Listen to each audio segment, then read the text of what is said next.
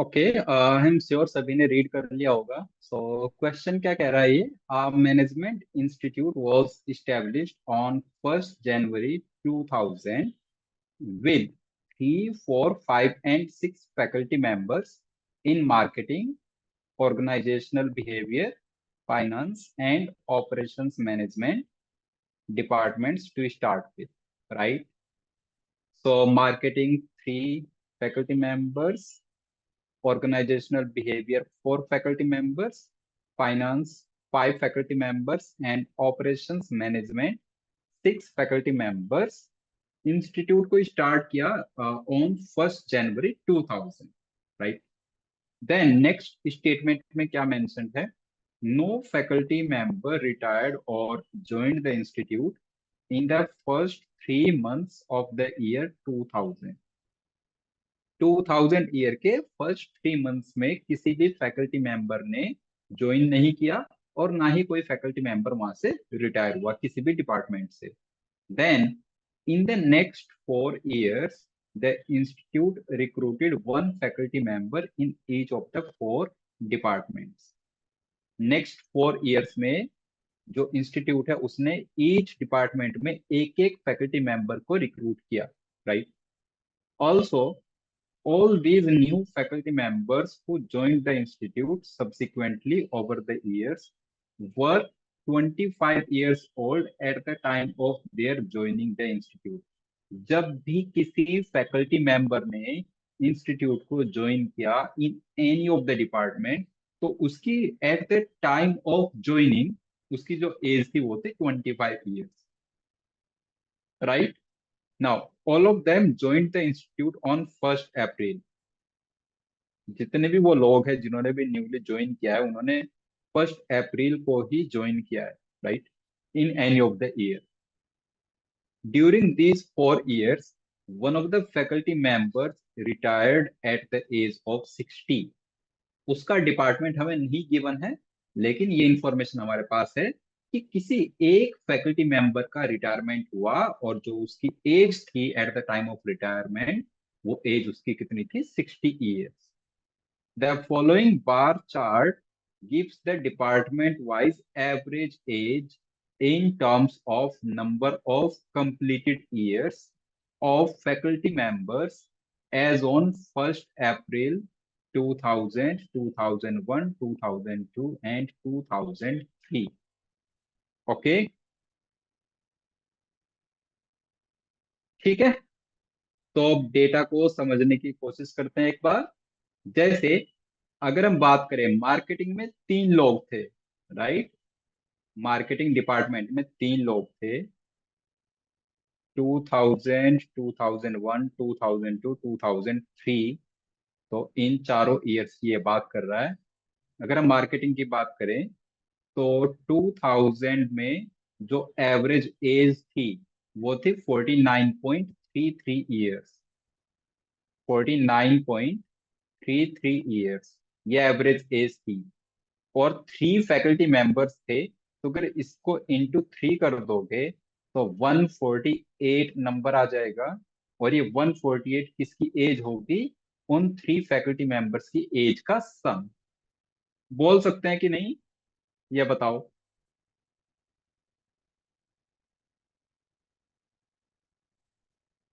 Okay,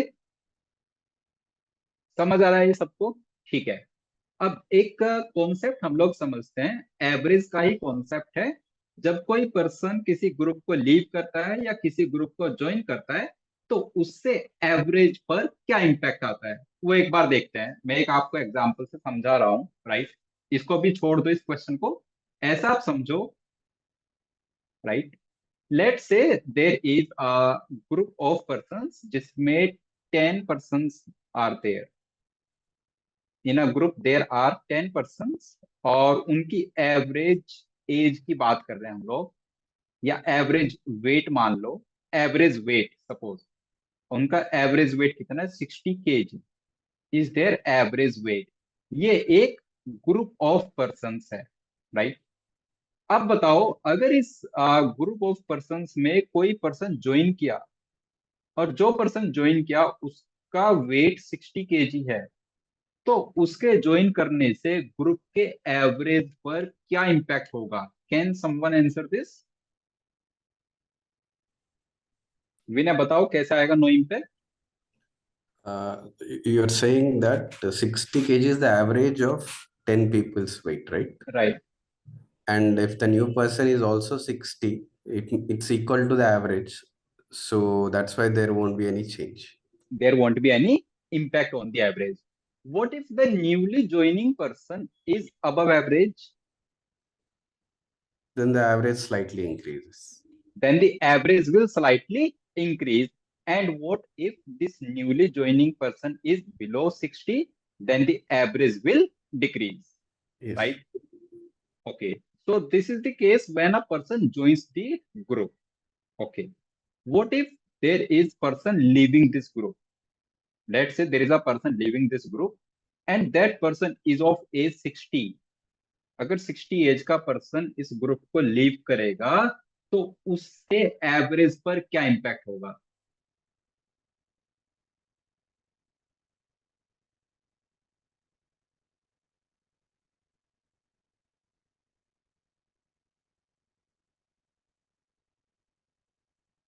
sixty का अगर leave करेगा तो कैन बी से एवरेज पर कोई इंपैक्ट नहीं होगा again?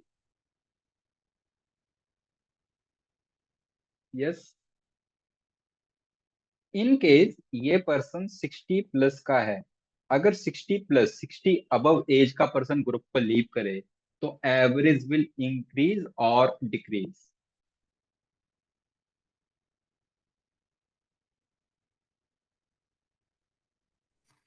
It will decrease. It will decrease. देखो, जब एक क्लास है और क्लास में से आप किसी ऐसे पर्सन को रिमूव करते हो जिसका वेट ज्यादा है, किसी ग्रुप में से ऐसे पर्सन को आप रिमूव करते हो जिसका वेट ज्यादा है, तो ग्रुप में अब कम वेट वाले लोग बचे तो नेचुरली उनका एवरेज भी कम हो जाएगा. और ऐसी अगर आप ग्रुप में से कम वेट वाले पर्सन को रिमूव करते हो तो जो ग्रुप में लोग बचेंगे वो ज्यादा वेट वाले लोग बचेंगे. तो जब हर एक ऑब्जर्वेशन का वेट ज्यादा होगा कंपैरेटिवली तो हम ऐसा कह सकते हैं कि उससे एवरेज उनका बढ़ जाएगा.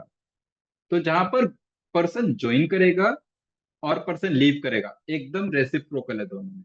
अगर ज्वाइनिंग पर्सन अबव एवरेज है तो एवरेज को बढ़ा देगा, अगर लीविंग पर्सन अबव एवरेज है तो एवरेज को घटा देगा.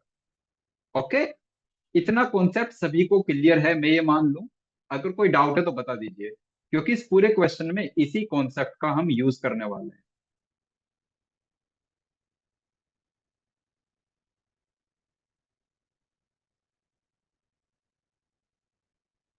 तो सबको क्लियर है ये मैं मान सकता हूँ.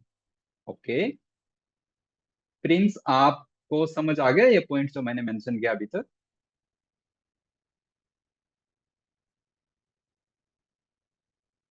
ओके.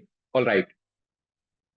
सो अगर हम बात करें डिपार्टमेंट वाइज देखते हैं, सो जैसे मार्केटिंग में ऐसा ही तो हुआ है कि इनमें हर एक डिपार्टमेंट में एक पर्सन ने तो ज्वाइन किया और एक पर्सन ने रिटायरमेंट लिया. जिस पर्सन ने ज्वाइन किया उसकी एवरेज एज 25 और जिस पर्सन ने रिटायरमेंट लिया उसकी एज 60. ये दो नंबर्स हमारे पास हैं. रिटायरमेंट एक ने लिया है और ज्वाइनिंग चारों की हुई है अलग अलग डिपार्टमेंट में. राइट.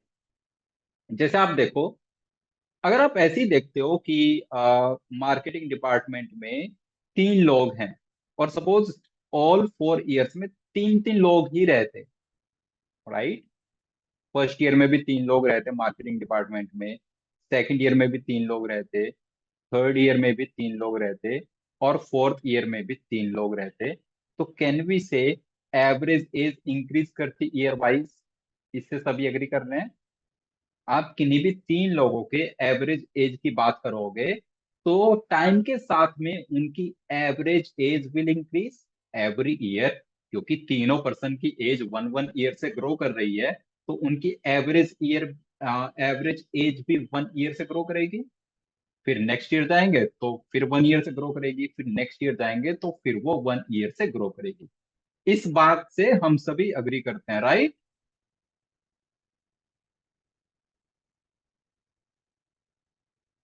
ओके, ठीक है। अब अगर किसी पर्सन ने ज्वाइन किया होगा और जो पर्सन ज्वाइनिंग है उसकी एज 25 है, राइट। जैसा आप देखो यहाँ पर 49.33 आ रहा है एवरेज इनका 2000 ईयर में, और वहां से फिर सडनली ये ड्रॉप हुआ 49.33 से सीधे एवरेज 44 हो गया। 44 से फिर आप देख रहे हो तो 44 से 45, 45 से 46, वन वन ईयर की ही ग्रोथ एक्सपेक्टेड है। जहां पर नंबर ऑफ पर्सन में कोई चेंज नहीं आएगा, तो वहां पर एवरेज में कैन वी से वन वन ईयर की ही ग्रोथ होगी। यस और नो?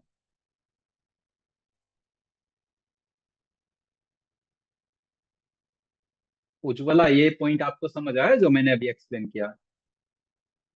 Okay, great. सो अभी अगर कहीं पर ड्रॉप हुआ है, जैसे 49.33 से ड्रॉप हुआ, तो वहां पर चांस है कि पर्सन ने ज्वाइन किया होगा, और वो जो ज्वाइनिंग पर्सन है बहुत यंग पर्सन है, 29 है उसकी एज, 25, तो बहुत यंग है। अगर ज्वाइनिंग पर्सन बहुत कम एज वाला पर्सन ज्वाइन करेगा तो एवरेज को डाउन कर देगा। तो ये तो हमें थोड़ा यहाँ से समझ आ रहा है कि मार्केटिंग में जब ज्वाइनिंग हुई है तो वो 2001 ईयर में हुई है, राइट, इन द ईयर 2001। ऐसी अगर मैं ओबी डिपार्टमेंट की बात करूं, तो ओबी डिपार्टमेंट में ज्वाइनिंग कब हुई है ये बता सकते हैं क्या? देखो 50.5, 51.5, 52.5, वन वन वन ईयर से ग्रो हुआ, तो उसमें तो आप कह सकते हो यहाँ पर तो कंसिस्टेंट वो चल रहा है नंबर ऑफ पर्सन। लेकिन फिर सडनली एकदम ड्रॉप हुआ है, 47.8 पर आ गया एवरेज। दैट मीन्स वहां पर फिर उसकी ज्वाइनिंग हुई। तो ओबी डिपार्टमेंट में ज्वाइनिंग हुई है इन द ईयर 2003। अब अगर फाइनेंस डिपार्टमेंट की बात करें, तो 50.2 से ड्रॉप 49, 49 से फिर ड्रॉप 45। ऐसा क्यों हुआ है? दो जगह ड्रॉप हो रहा है, इसका मतलब क्या है? अभी हमने डिस्कस किया कि अगर, यस विनय, वेरी गुड, यहाँ पर रिटायरमेंट भी हुआ और ज्वाइनिंग भी हुई, राइट। एक ईयर में रिटायरमेंट हुआ, क्योंकि रिटायरमेंट वाले पर्सन की एज 60 है, अबव एवरेज है। तो अगर वो 60 एज वाला पर्सन रिटायर होगा, वो भी एवरेज को ड्रॉप करेगा। और जो ज्वाइनिंग पर्सन है वो जस्ट 25 एज का है, वो भी एवरेज को ड्रॉप करेगा। अबव एवरेज बाहर जा रहा है, एवरेज ड्रॉप होगा। बिलो एवरेज ज्वाइन कर रहा है, एवरेज ड्रॉप होगा। तो एवरेज दो बार ड्रॉप हुआ है, इसका मतलब यही है कि finance department is the department जहां से रिटायरमेंट हुआ। ओके, लास्ट ऐसे ही देखो, ऑपरेशंस मैनेजमेंट डिपार्टमेंट ओएम, तो 45 से 43, मतलब यहाँ पर ज्वाइनिंग हो गई, फिर 43 से कंसिस्टेंट चला है ये, 43 से 44, 44 से 45। इतना बैकग्राउंड सभी को क्लियर हुआ? अब इसी से आपका क्वेश्चन नंबर 19 तो सीधे आंसर आपने कर दिया। From which department did the faculty member retire? तो इसका आंसर क्या आ जाएगा? ऑप्शन 1। जस्ट आप ऑब्जर्वेशन से ही बता सकते हैं कि finance department is the department जहां से रिटायरमेंट हुआ है। बात क्लियर हो गई?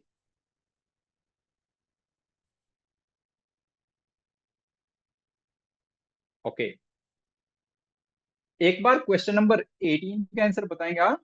Question number 18।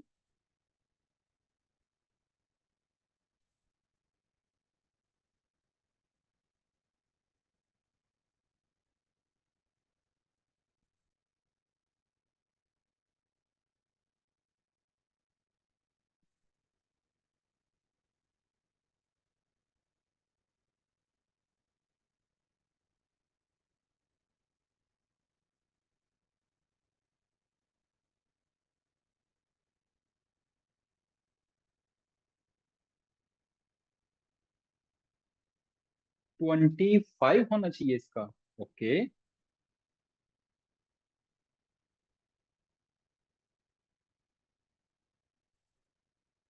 27। Any other options? बस दो और बचे हैं, एक 26 और एक 28, वो भी बोल दो।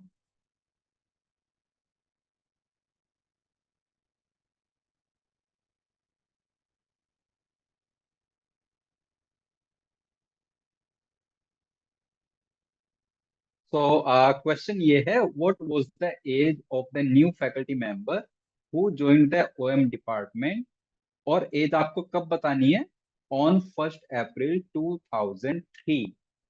पहले देखो ओएम डिपार्टमेंट को ज्वाइन किस ईयर में किया है। तो अभी हमने डिस्कस किया, जहां पर एवरेज ड्रॉप हुआ होगा उसी ईयर में ज्वाइनिंग आएगी। तो 45 से 43 मतलब ईयर 2001 में ज्वाइनिंग हुई है। तो 2001 में जब ज्वाइनिंग हुई, अप्रैल में ही ज्वाइनिंग हो रही है, तो वहां पर एज थी उसकी 25। अब आपको एज बतानी है 1 अप्रैल 2003 में, तो 25, 26, 27। तो एज क्या हो जाएगी उस पर्सन की, 27 years. Right Prince? Okay, good. अभी आप क्वेश्चन नंबर 17 को ट्राई कर सकते हैं, थोड़ा सा टाइम स्पेंड कीजिए इस पर, अच्छा क्वेश्चन है। Question number 17।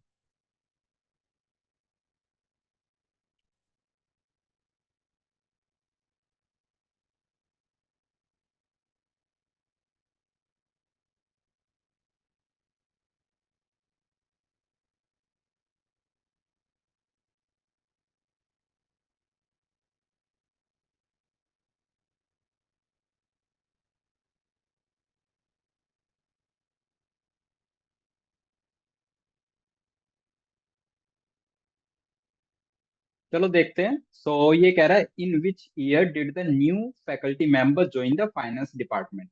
इतना तो हम लोगों को मालूम है कि वो या तो ईयर 2001 होगा या फिर ईयर 2002, इन्हीं दो में से एक होगा, क्योंकि इन्हीं 2 ईयर्स में ड्रॉप हुआ है। राइट।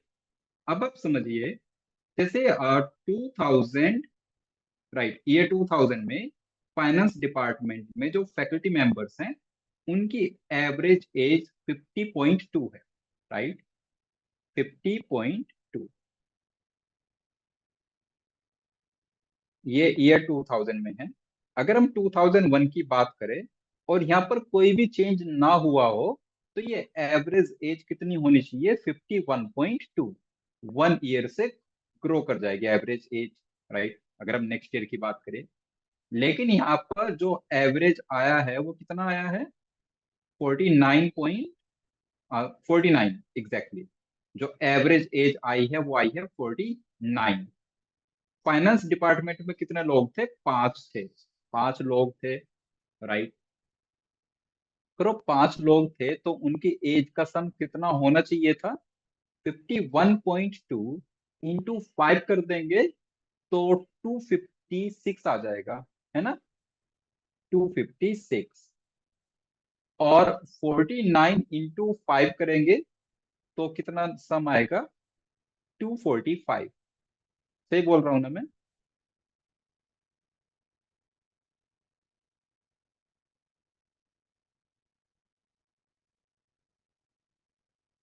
ओके, 49 में ठीक है, अभी 245 नहीं कह सकते, there can be either 4 person और 6 पर्सन, अभी हमें देखना होगा। तो 256 है हमारे पास यहाँ पर, सम ऑफ दीज 5 पर्सन। राइट, अगर आप पर्सन ने, जो हमारा 25 एज वाला पर्सन है, उसने ज्वाइन यहाँ पर किया होगा, राइट, तो उससे एवरेज कितना होना चाहिए, कैन वी से 256 प्लस 25 डिवाइड बाई 6 एवरेज आना चाहिए, यस और नो? 5 लोगों की एज का सम 256 है, और जो ज्वाइनिंग पर्सन है उसकी एज है 25। तो 256 प्लस 25 डिवाइड बाई 6 आएगा, यस और नो? ठीक है। और ये नंबर कितना आ रहा है, अगर आप ध्यान से देखोगे तो ये नंबर आ रहा है 281 डिवाइड बाई 6। 281 डिवाइड बाई 6 से तो हम 49 अचीव नहीं कर पाएंगे। राइट, 281 डिवाइड बाई 6 से हम 49 अचीव नहीं कर पाएंगे। तो कैन वी से, जो हमारा ज्वाइनिंग पर्सन है वो ईयर 2001 में नहीं ज्वाइन किया उसने, उसने कब ज्वाइन किया है, then the option remaining is 2002, only possibility. Rather आप देखोगे अगर, तो 256 में से 60 माइनस करके और 4 से डिवाइड करो तो एग्जैक्टली 49 आ रहा है। 196 divide by 4 is 49। That means यहाँ पर रिटायरमेंट हुआ था, ईयर 2001 में रिटायरमेंट हुआ है, तो ईयर 2002 में ज्वाइनिंग।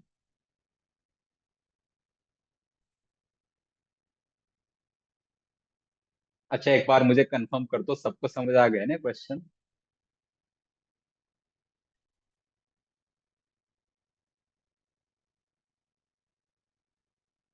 मैं पूछ लेता हूँ किसी से भी एक बार। निरूपम, आप एक बार बताइए कि ये 256 और ये सब कैलकुलेशन आपको समझ आ गई है ना?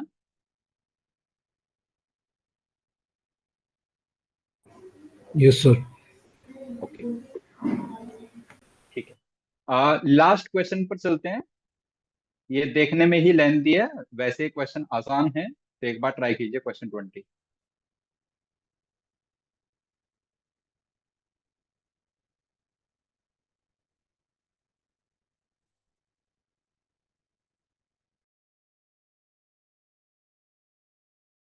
ओके, 47, 52। ठीक है, देखते हैं। तो question number 20 says Professors Naresh and Devesh, two faculty members of marketing who have been with the institute since its inception, share their birthdays which fall on 20th November. One was born in 1947 and the other in 1950. On 1st April 2005, what was the approximate age of the third faculty member who has been in the same area since its inception? Right? Okay. तो हमें third faculty member की as बतानी है। अभी हमने तीनों faculty members की as का सम कैलकुलेट किया था। 49.33 उनका एवरेज है। 49.33 को मल्टीप्लाई करेंगे 3 से, तो ये आ जाता है 148। तीनों मेंबर्स की एज का सम 148 आ गया है। और ये किस ईयर में है? ईयर 2000। इन द ईयर 2000 ये इनकी एज का सम हमने बता दिया यहाँ पर 148। अब जो दो ये फैकल्टी मेंबर्स हैं, प्रोफेसर नरेश एंड देवेश, अगर हम इनकी एज की बात करें, नरेश की एज इन द ईयर 2000 और देवेश की age in the year 2000, right? अगर हम इनकी बात करें तो 1 अप्रैल 2000 में नरेश की एज कितनी होगी? 1 अप्रैल 2000 में नरेश की एज कितनी होगी? अगर 20th अप्रैल में उसका बर्थडे था इन द ईयर 1947। अच्छा, इससे फर्क नहीं पड़ेगा कि नरेश 1947 वाला है कि देवेश 1947 वाला है, राइट? तो 1947 नवंबर नवंबर में बोर्न है, तो 2000 नवंबर में एज की अगर बात करें तो 53 हो जाएगी। दैट मीन्स अप्रैल में कितनी थी? 52 एज थी। ऐसे ही दूसरे पर्सन की बात करें जो 1950 बोर्न है, उसकी एज कितनी होगी 2000 में? 50, 49 ज्यादा बोल सकते हैं। 52 एंड 49 एज होगी बाकी दो लोगों की। तो थर्ड मेंबर की बताओ एज कितनी होगी इन द ईयर 2000? 148 में से 49 माइनस करेंगे तो 101, और 52 माइनस कर देंगे 101 में से, तो कितना आएगा?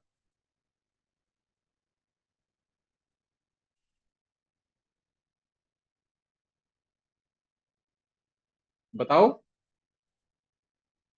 49 आ जाएगा, राइट?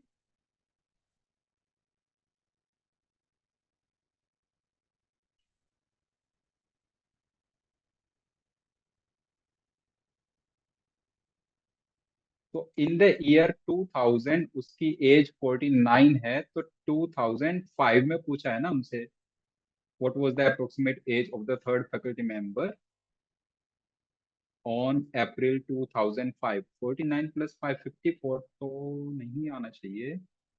कहाँ पर मिस्टेक हुई है देखो एक बार। सो 2000 ईयर में हमने बात की, एक फैकल्टी मेंबर बोर्न है 1947 में, नवंबर 1947 से अगर हम जाते हैं